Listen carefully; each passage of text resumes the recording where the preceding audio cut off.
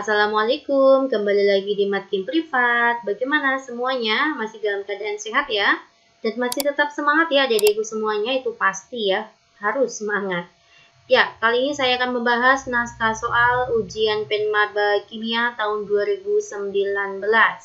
Kita akan bahas ya dari soal nomor 32, insya Allah nanti sampai nomor 45. Oke, semangat ya. Nanti ada beberapa soal yang adik coba kerjakan terlebih dahulu ya. Ya, kita masuk ke soal nomor 32. Cl2 ditambah dengan OH- menghasilkan ClO3- ya. Ini mungkin seharusnya ClO3- plus 5Cl- ditambah dengan 3H2O. Nah, ini harusnya saya setarakan ya. Ini OH-nya koefisiennya 6. Reaksi oksidasi atau reduksi terjadi pada, ya ini adalah salah satu contoh reaksi autoredoks atau disproporsionasi, yaitu satu zat mengalami oksidasi sekaligus reduksi ya, atau satu zat sebagai reduktor sekaligus oksidatornya. Di sini O itu min 2 kalikan 3 itu min 6. Min 6 ditambah berapa? Biar min 1 plus 5. 0 ke 5 mengalami oksidasi. Selanjutnya Cl- itu min 1 ya, 0 ke min 1 mengalami reduksi. Oke, manakah pernyataan yang benar? Apakah oksidasi terjadi pada Cl2 menjadi ClO3- dan Cl- tidak ya? Ini adalah suatu reaksi redoks. Bukan oksidasi ya, tetapi redoks, reduksi dan oksidasi. Poin B, apakah oksidasi terjadi pada Cl2 menjadi Cl-? Salah ya. Cl2 menjadi Cl- itu adalah suatu reaksi reduksi, bukan oksidasi. Apakah reduksi Cl2 menjadi ClO3-? Salah ya, Cl2 menjadi ClO3- itu adalah suatu reaksi oksidasi. Salah lagi.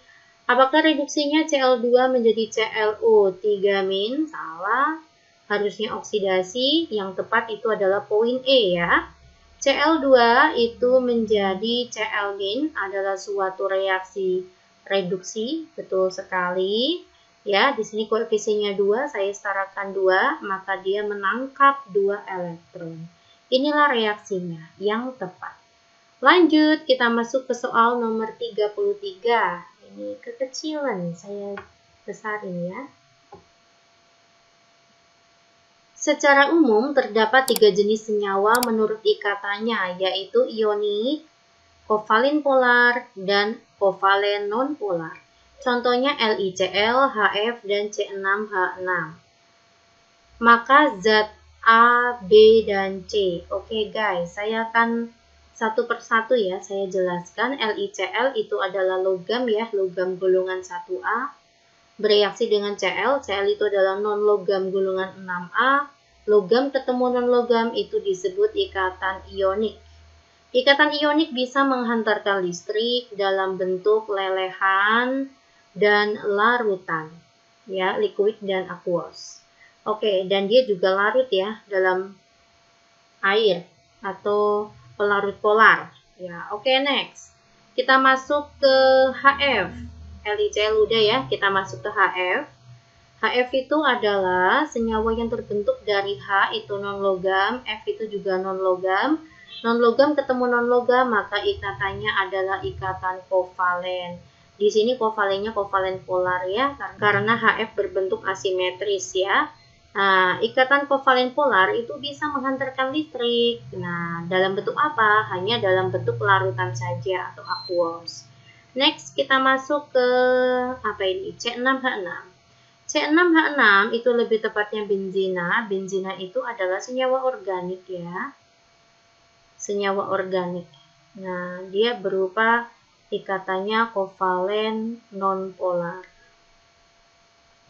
Senyawa organik ini bersifat isolator ya, tidak bisa menghantarkan listrik baik dalam bentuk larutan maupun lelehan karena senyawa organik ini termasuk senyawa non-elektrolit. Begitu guys. Nah, sekarang kita akan cek satu persatu. Untuk zat A, ternyata titik lelehnya 5,5, bentuknya isolator. Itu maksudnya dalam bentuk lelehan tidak menghantarkan listrik ya. Selanjutnya, kelarutan dalam polar juga tidak larut. Tidak menghantarkan, dia juga tidak larut dalam polar. Maka ini adalah C6H6. Next, kita masuk ya. Titik lelehnya lumayan tinggi. Lelehannya menghantarkan listrik, larut dalam polar. Nah, ini berarti ikatan ion. Maka di sini adalah LiCl. Paham ya? Selanjutnya, lelehannya tidak menghantarkan listrik, tetapi larut dalam pelarut polar. Nah, ini punya siapa? Ini punyanya kovalen polar. Jadi, C itu adalah HF. Ya, jadi jawaban yang tepat A itu adalah C6H6. B itu adalah LiCl, C itu adalah HF. Ini seharusnya jawaban yang tepat sih, D. Oke ya, saya tidak menemukan jawaban di sini. Ya, yang penting kalian tahu ya caranya ya. Kita lanjut ya ke soal nomor 34. Sampel cuka itu asam asetat ya, CH3COOH. Jika kita ionkan menjadi CH3COO- dan H+. Sebanyak 30 mili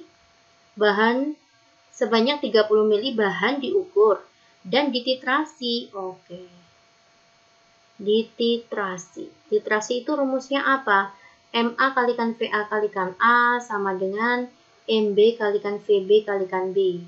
Nah, sini berarti asamnya punya asam asetat atau cuka ya. Di sini basanya berarti punya NaOH. NaOH konsentrasinya 0,05, volumenya 27, valensi basanya 1. OH-nya ada 1 maksudnya, OH-. Itu ya, valensi basanya 1.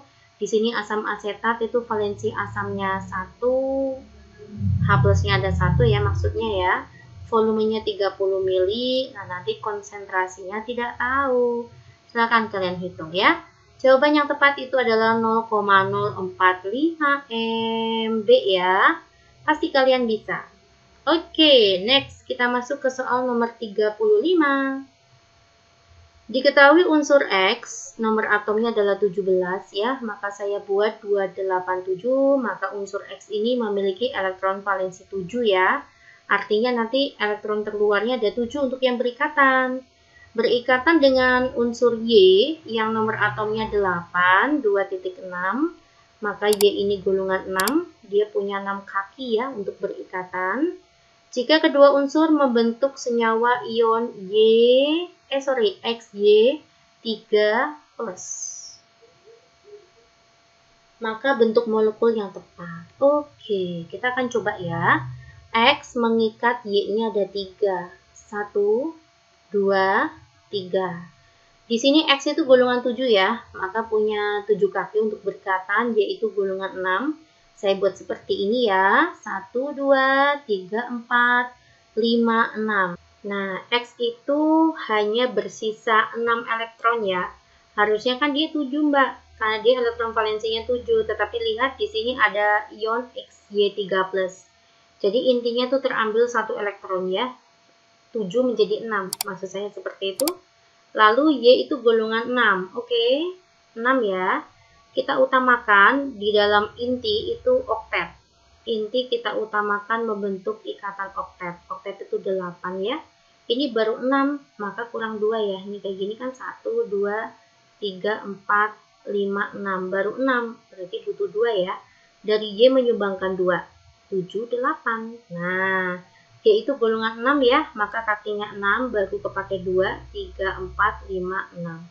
Karena si X itu sudah stabil dalam bentuk oktet, maka untuk kedua Y yang ini tidak menyumbangkan pasangannya. Maka terjadi kovalen koordinasi di sini 1, 2, 3, 4, 5, 6, hanya X yang menyumbangkan 1, 2, 3, 4, 5, 6. Nah, dari sini kita peroleh bentuk geometrinya adalah intinya 1 yaitu X, terikatnya ada 3 ya, yaitu Y-nya ada 3. Nah, di dalam inti tidak ada PEB, semua kakinya terpakai. Maka AX3 itu apa? Segitiga datar atau segitiga planar. Itulah analisisnya. Oke ya guys. Kita lanjut aja ya ke soal nomor 36.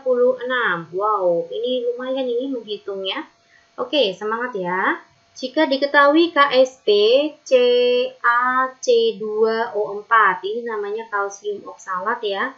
KSP-nya adalah 2,3, saya tulis aja ya, itu kelihatan kecil. KSP-nya 2,3 kali 10 pangkat min 9, ini KSP-nya. Pertanyaannya langsung aja ya. Manakah yang menghasilkan endapan? Oke, syaratnya menghasilkan endapan itu Qc harus lebih besar daripada KSP. Inilah clue-nya. Manakah Qc yang lebih besar daripada KSP? Ini lumayan banyak ya menghitungnya. Tapi sebenarnya adik tuh bisa analisis loh. Kalau ingin menghasilkan Qc yang lebih besar, maka kita harus mencari konsentrasi yang besar juga ya. Ini contoh nih 10 pangkat min 3. Itu kan besar tuh. Di antara 10 pangkat min 5, min 5 gitu kan, min 6, min 3 itu lebih besar. Itu dulu analisisnya. Jadi tidak terlalu banyak menghitung. Untuk yang ini ya, konsentrasi C2O4. Di sini ada 10 pangkat min 4, 10 pangkat min 5, 10 pangkat min 3. Maka yang paling kecil itu 10 pangkat min 4 dan min 3 ya. Oke, kita akan cek poin 2 sama 4 dulu. Nah, gitu.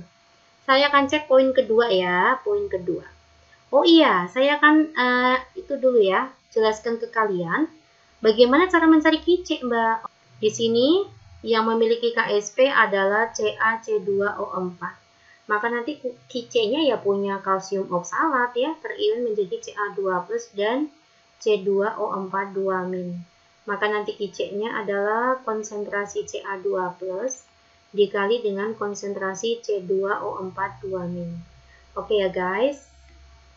Nah, bagaimana cara mencari konsentrasi Ca2+? Konsentrasi Ca2+ diperoleh dari, kita kan akan mengecek poin 2 ya.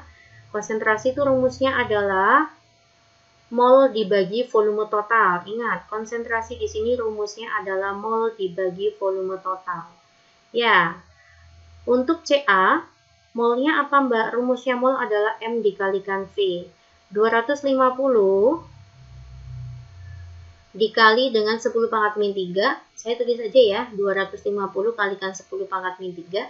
Dibagi dengan volume. Volumenya itu 250 ditambah 250 kan 500 ya.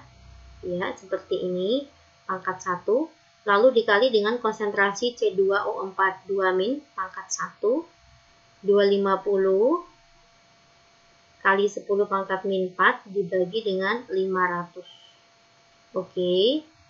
Nah, ini kan 250 bagi 500 kan setengah ya. Maka 0,5 kali 10 pangkat min 3. Ini juga ya, 0,5 kali 10 pangkat min 4. Ya, maka Qc-nya adalah 0,5 kalikan 0,5 itu kan 0,25. Kali 10 pangkat min 7 ya, atau 2,5 kali 10 pangkat min 8. Nah, inilah Qc-nya. Coba kalian bandingkan ya dengan KSP-nya. Maka Qc lebih besar daripada KSP. Oke, Qc lebih besar daripada KSP. Maka sesuai dengan syarat terjadi endapan. Begitu ya, caranya seperti itu. Kalian carilah konsentrasi yang besar ya. Oke, selanjutnya kita akan coba cek untuk poin keempat. Pada poin keempat, maka nanti Qc-nya adalah konsentrasi Ca2+-nya ya. Ca2+-nya 200 kali 10 pangkat min 3 per volumenya itu 400 dikali dengan ini 200 M kalikan V ya, dikali 10 pangkat min 3 dibagi volume totalnya 400. Nah, yuk. 200 dibagi 400 itu 0,5 ya. 0,5 kali 10 pangkat min 3 dikali ini juga ya, 0,5 kali 10 pangkat min 3. Maka menjadi 0,25 kali 10 pangkat min 6 ya. Atau 2,5 kali 10 pangkat min 7. Nah, Qc lebih besar daripada KSP. Iya, berarti 4 juga mengendap. Coba Mbak, yaudah ya, kita jawab dulu ya. Jawabannya adalah D ya. 2 dan 4 karena Qc lebih besar dari KSP. Coba kita akan buktikan untuk poin ke-1. Poin ke-1 ya, kita coba ya. Qc-nya berarti 200 dikalikan 10 pangkat min 5, saya buat aja M kalikan V.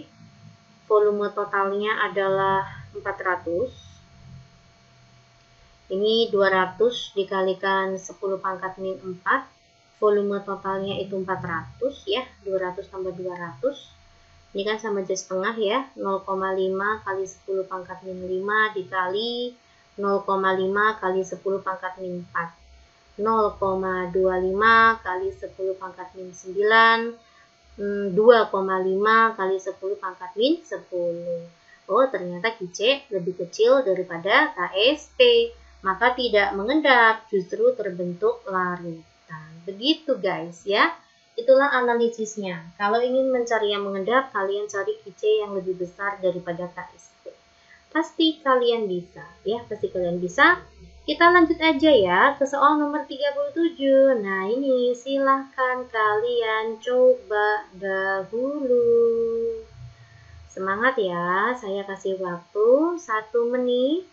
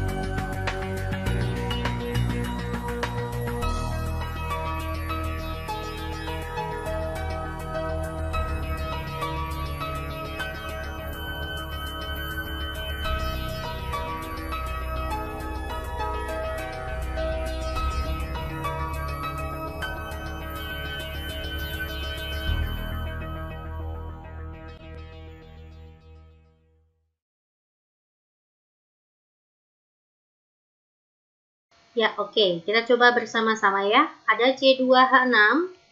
C2H6 ternyata dibakar menghasilkan CO, CO2, dan H2O. Oke. Berat totalnya itu untuk CO, CO2, dan H2O adalah 24,8 ya. Jadi ini total beratnya itu adalah 24,8 gram. Selanjutnya, setelah uap air dipisahkan, ini airnya dipisahkan ini, maka dari CO dan CO2 ya, maka beratnya adalah 12,6 gram.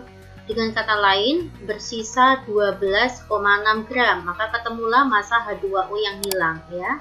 24,8 saya kurangi dengan 12,6 gram. Karena setelah uap air dilepas itu berat total produknya tuh 12,6 ya.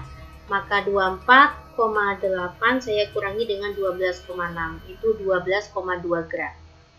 Ya, ketemu deh massa H2O. Setelah massa H2O ketemu, nanti kita bisa mencari molnya H2O. Rumusnya mol adalah gram dibagi dengan mR-nya ya.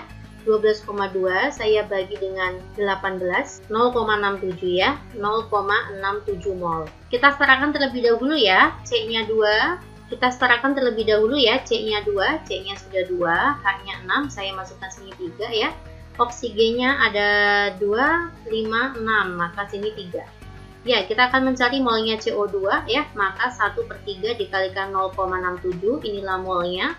Untuk mencari masanya CO2, maka nanti mol dikali dengan mR-nya, 44, begitu deh. Oke ya, ketemulah masanya CO2 adalah 9,94 gram. Nah, kalau massa CO2 udah ketemu, berapakah masanya CO? Nah, ini kan massa CO2 ketemu. Nanti masanya CO berapa? Massa CO ya tinggal nanti ini ya 12,6. 12,6 saya kurangi dengan 9,94. Ya, massa CO adalah 2,659 ya. Gitu deh. Inilah jawaban yang tepat untuk massa CO dan CO2. Oke ya. Semangat ya, kita lanjut aja ya ke soal nomor 38. Ini tentang termokimia, yang ditanya adalah entalpi untuk X ya. Ini tanya ini deh, X ini. Oke, jika kalian bertemu dengan soal seperti ini namanya siklus ya, siklus Hess ya.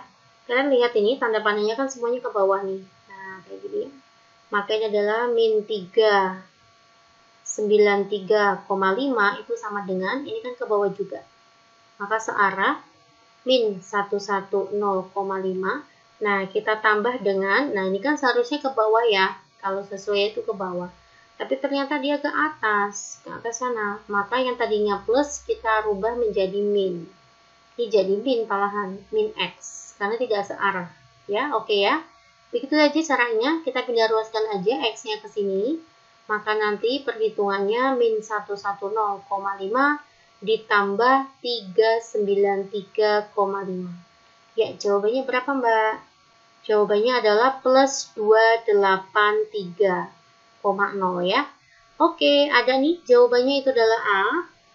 Lanjut aja ya, kita ke soal nomor 39. Berdasarkan kelima percobaan di atas, tentukan percobaan yang menunjukkan pengaruh luas permukaan sentuh dan suhu. Ya, hanya dipengaruhi oleh luas permukaan dan suhu ya. Ya, mungkin yang dimaksud di soal itu adalah laju dipengaruhi oleh luas permukaan dan suhu. Semakin luas permukaan besar dan suhu semakin tinggi, maka laju berpengaruh ya, laju akan semakin cepat. Begitu guys. Jadi yang dimaksud adalah laju yang paling cepat ya, yang dipengaruhi oleh luas permukaan dan suhu. Oke, dari sini kita bisa mencari luas permukaan yang daya tumbuknya besar ya. Itu terlihat di percobaan keempat ini. Ya, ini tumbukannya semakin banyak, ini mungkin dalam bentuk serbuk ya. Nah, kita lihat juga suhunya tinggi. Suhunya tinggi ya. Nah, kita lihat untuk poin kelima, percobaan kelima, ini suhunya tinggi juga.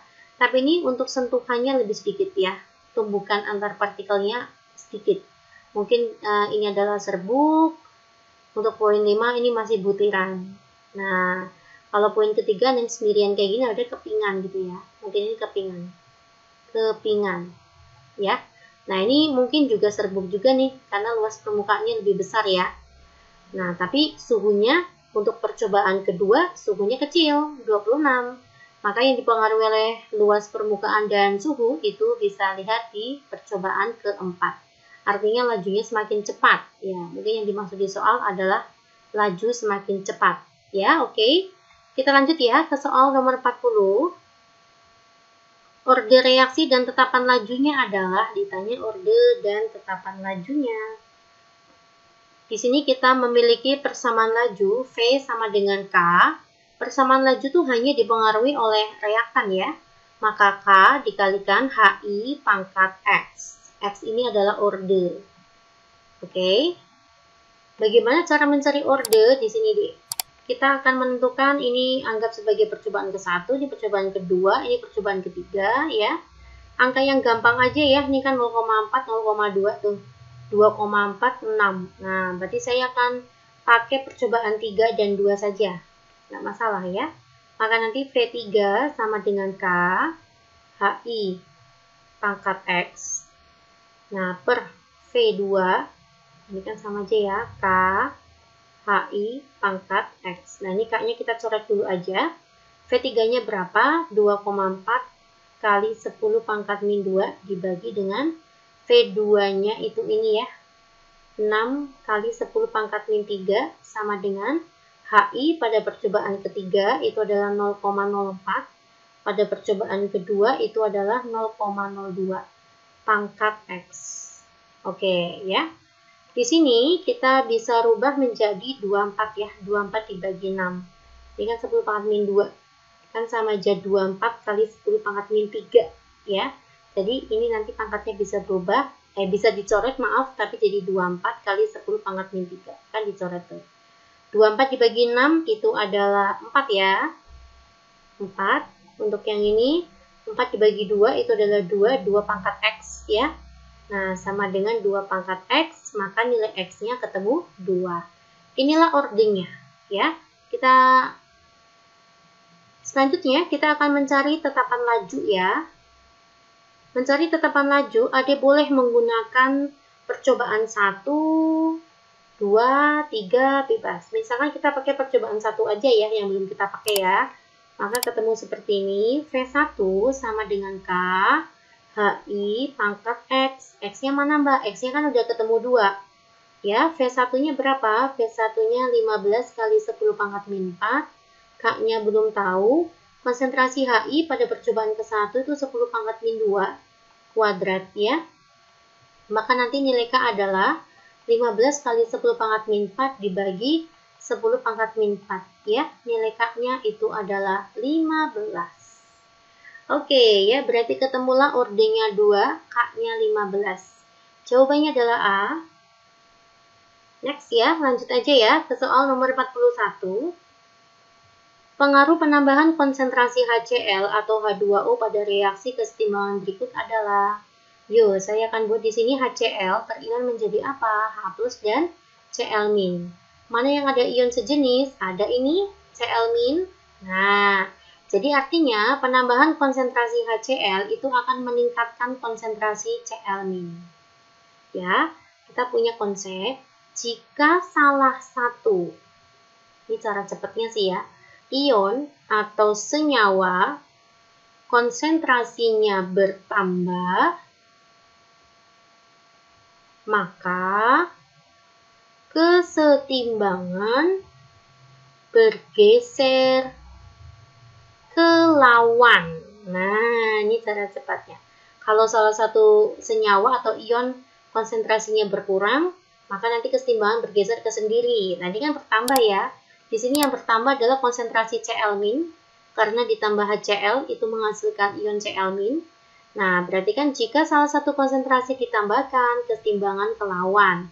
Nah, Cl- berada di ruas mana? Oh, ternyata yang ditambahkan itu berada di ruas kiri.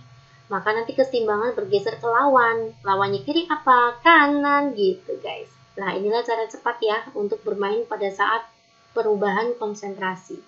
Ada 3 lagi konsep ya yang cara cepat yang selain ini ya, yaitu perubahan suhu, volume, dan tekanan. Itu ada. Oke, saya bahas untuk yang perubahan konsentrasi terlebih dahulu. Jadi, tekanan ya, karena tekanan maka nanti warna biru akan semakin gelap dan warna merah muda akan semakin pucat ya, karena kesetimbangannya bergeser ke kanan. Oke, poin A ya.